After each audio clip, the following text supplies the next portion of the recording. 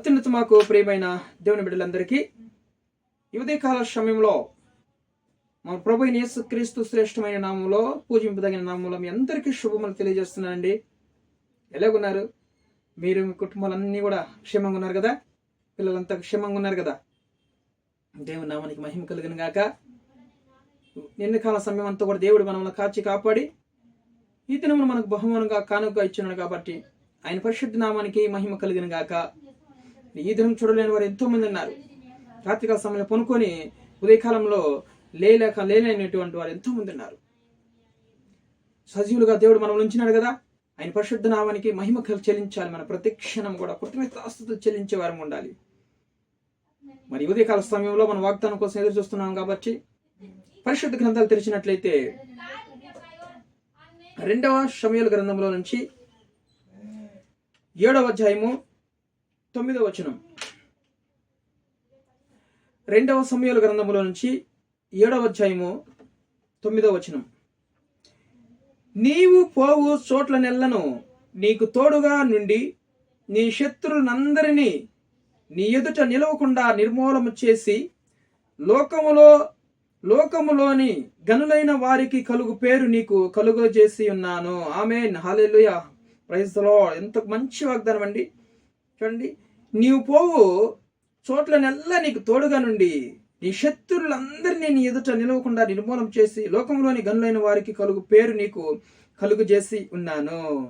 చూడండి, ఈరోజు మనము ఎక్కడికి వెళ్ళినా కూడా మన శత్రువులు ఉండనే ఉంటారు.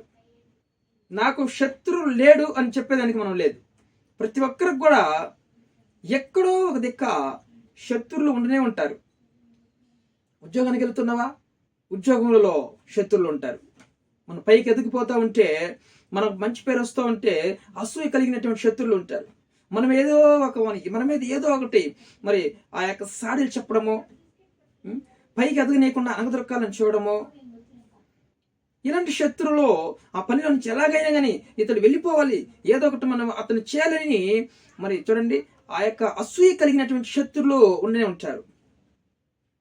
ఇప్పుడు వ్యాపారంలో చూసినట్లయితే వ్యాపారం నీకు మంచిగా వ్యాపారం జరుగుతుందా, అక్కడ కూడా శత్రువులు ఏదో మంత్రప్రయోగాలు చేయడము, లేదా ఆ యొక్క మనం ఆ అంగడిని మరి పగలగొట్టడమో, శత్రువులు అలాంటి శత్రువులు ఉంటారు.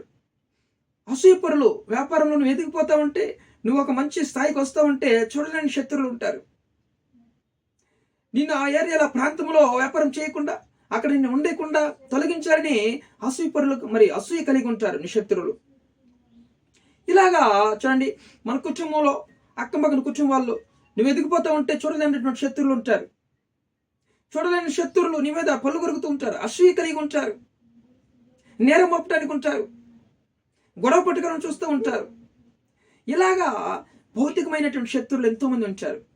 ఈరోజు మన బిడ్డలు చక్కగా చదువుతుంటే వాళ్ళని కూడా ఏదన్నా మంత్రప్రయోగాలు చేసి చదువుల్లో జ్ఞానం లేకుండా చేయడము, ఆ క్వశ్చన్ ఆన్సర్స్ మర్చిపోయేటట్లు చేయడము, ఇలాగ కొన్ని కార్యాలు చేసే శత్రువులు కూడా ఉంటారు.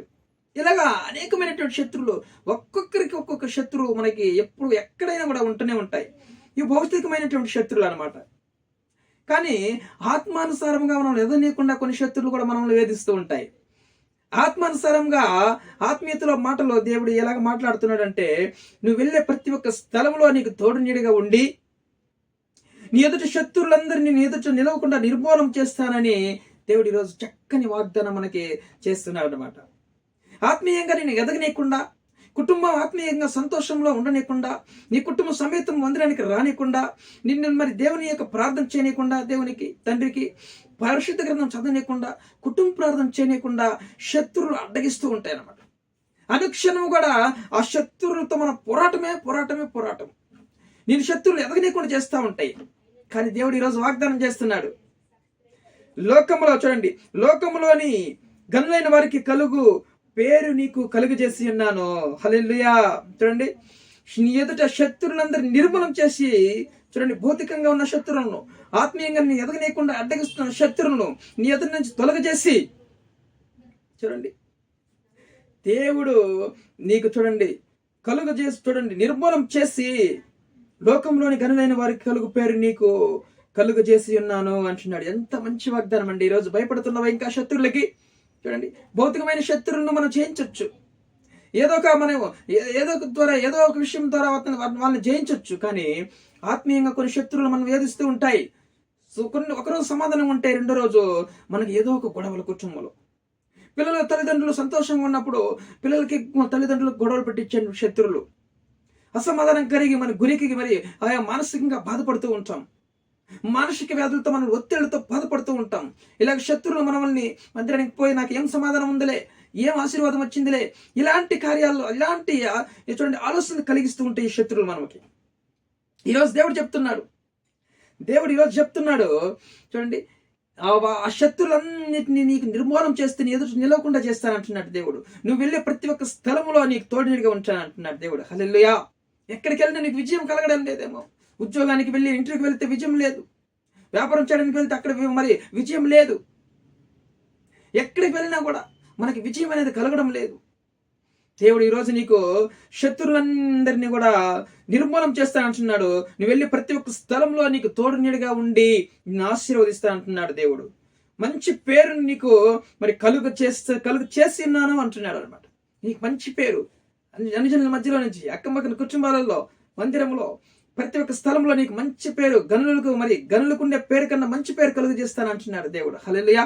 వారికి పైన దేవుని నామానికి మహిమ కలుగును గాక. మరి వాగ్దానం చూసి ఆమేనను. దేవుడు నువ్వు వెళ్ళే ప్రతి ఒక్క స్థలంలో తోడు నీడిగా ఉండి నీ శత్రువుని హతం చేయబోతున్నాడు దేవుడు. నీ శత్రువుని నిర్మూలం చేయబోతున్నాడు దేవుడు. విను, మరి లైక్ చేయి, వాగ్దానం లైక్ చేసి ఈ యొక్క వాగ్దానం అనేక మందికి షేర్ చేయమని నేను మనవి చేస్తున్నాను. మీ అందరికీ తెలుసా చూడండి, వాగ్దానంతో దేవుడు అనేక అద్భుతాలు చేస్తున్నాడు. నా జీవితంలో కూడా నేను నీకు తోడై ఉన్నాను, నీకేమి తక్కువ కాదన్నాడు. ఆ రోజు ఒక అద్భుతం. నేను నీకు మేలు చేస్తాను, నీ పితరుల కంటే నేను గొప్ప చేసి మేలు చేస్తానన్నాడు. ఆ రోజు కూడా ఎన్నో అద్భుతాలు మనం చూస్తున్నానండి. మీరు కూడా అనేక అద్భుతాలు పొందుకుంటారు, కానీ చెప్పలేకపోతున్నారు. వీడియోస్ వస్తున్న ప్రతి ఒక్కరికి షేర్ చేయండి, లైక్ చేయండి, సబ్స్క్రైబ్ చేయమని చెప్పండి. మా సహోదరులకి బంధువులందరికీ కూడా చూడండి, ప్రతిరోజు కూడా దేవుడు మంచి వాగ్దానంతో దేవుడు మాట్లాడుతున్నాడు. అంతేకాకుండా వాగ్దానం విన్న వారి జీవితాల్లో మంచి అద్భుతాలు దేవుడు చేస్తున్నాడు. అనుదిన వాక్యం ద్వారా దేవుని నామానికి మహిమ కలుగును గాక. వినండి, ఆమెనండి, విశ్వసించండి, అద్భుతం జరగబోతుంది మన జీవితాల్లో. ఏ సమస్యలు, నీకు కుదరని సమస్యలా, అప్పుల బాధలా, అనారోగ్య సమస్యలా, అద్భుతం చేయబోతుంది. వెళ్ళే ప్రతి ఒక్క స్థలంలో దేవుడు నీకు తోడుగా ఉండి నీకు విరుద్ధంగా ప్రవర్తిస్తున్నటువంటి శత్రువుని నిర్మూలన చేస్తానంటే ఈరోజు సంతోషంగా ఉండి ఆనందించు, సంతోషపడు. లోకంలో లేని చూడండి గనులైన వారికి కలుగు పేరు నీకు ఈరోజు కలుగు చేస్తాను అంటున్నాడు దేవుడు. దేవుని నామానికి మహిమ కలుగును గాక.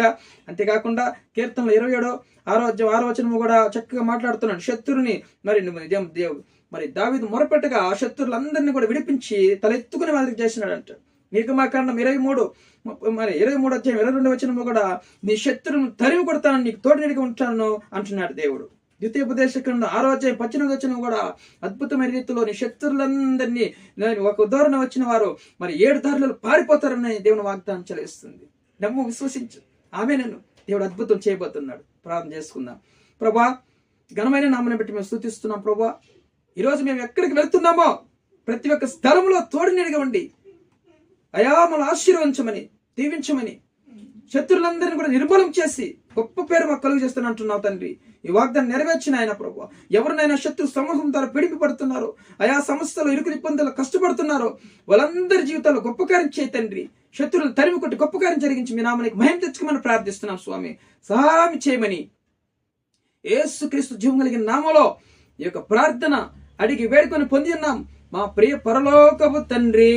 ఆమేన్.